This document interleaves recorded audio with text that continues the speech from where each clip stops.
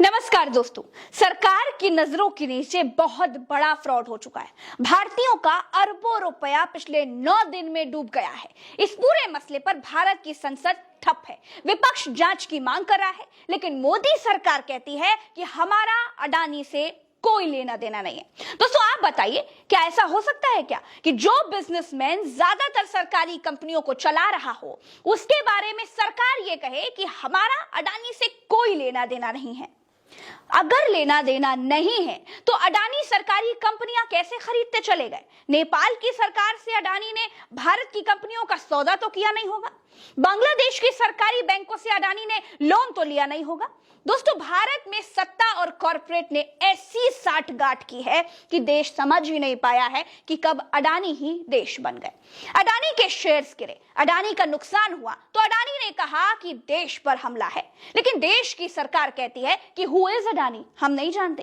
दोस्तों, क्या यह संभव है कि सरकार और अडानी की साठगांठ के बिना अडानी सरकारी पोर्ट ले पाते? क्या सरकार और अडानी की साठगांठ, ये सौदेबाजी या डील या जो भी आप कह लीजिए, उसके बिना अडानी सरकारी एयरपोर्ट्स ले पाते? क्या अडानी सरकारी माइनिंग्स ले पाते? सरकारी सीमेंट्स की फैक्ट्रियां, सरकारी बिजली के ठेके सब अडानी को चीन की सरकार दे गई क्या? हाँ, सरकारी बैंकों में जमा लोगों के पैसे अडानी पर लुटा दिए गए। एलआईसी को पूरे भारत में अडानी के अलावा कोई और कंपनी के शेयर खरीदने के लिए नहीं मिली, लेकिन सरकार का अडानी से कोई लेना देना नहीं है। दोस्तों, अडानी के शेयर्स गिरने से एलआईसी को करीब 18,000 करोड़ का नुकसान हुआ है।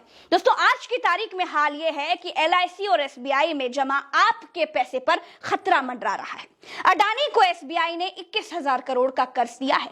बैंक में जमा आपका पैसा अडानी के पास है। कई अडानी भी तो नीरव मोदी, माल्या और दूसरे व्यापारियों की तरह भारत से फुर्र तो नहीं हो जाएंगे? इस बात का भी डर लोगों को अब सताने लगा है। इसीलिए भारत देश की संसद में अडानी का पासपोर्ट जब्त करने की मांग उठ गई है। दोस्तों, अडानी को आज की तारीख में 141 अरब डॉलर का नुकसान हो चुका है। दोस्तों, जब भारत के लोगों के साथ धोखा हो चुका है, जब भारत के लोगों को अडानी ने ठग लिया है, तब सरकार कहती है कि हम अडानी को पहचानते नहीं है।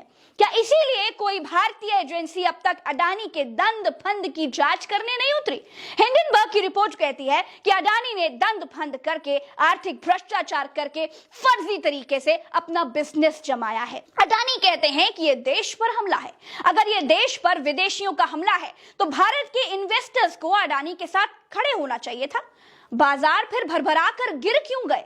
लोग अपना पैसा निकालकर भागने क्यों लगे? वो बेवकूफ तो होंगे नहीं, या अडानी ही अकेले धंधे का धा पड़े हैं, बाकी सारे व्यापारी तो बबुआ हैं। अडानी ने देश की कमजोर नस को बहुत अच्छी तरीके से पकड़ा था।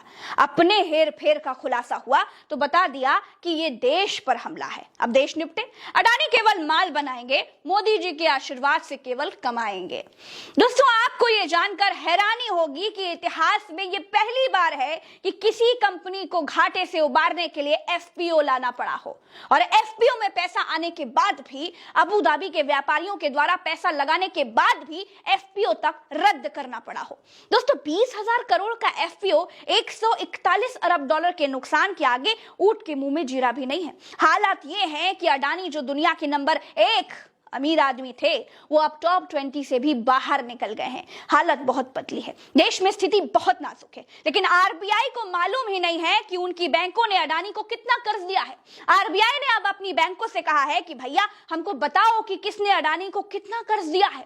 भारत की सारी बैंकों की हालत बहुत पतली है, सबके शेयर्स बहुत तेजी से नीचे आ गए हैं। दोस्तों, आज के लिए इस वीडियो में इतना ही। चलते हैं। राम राम, दुआ सलाम, जय हिंद।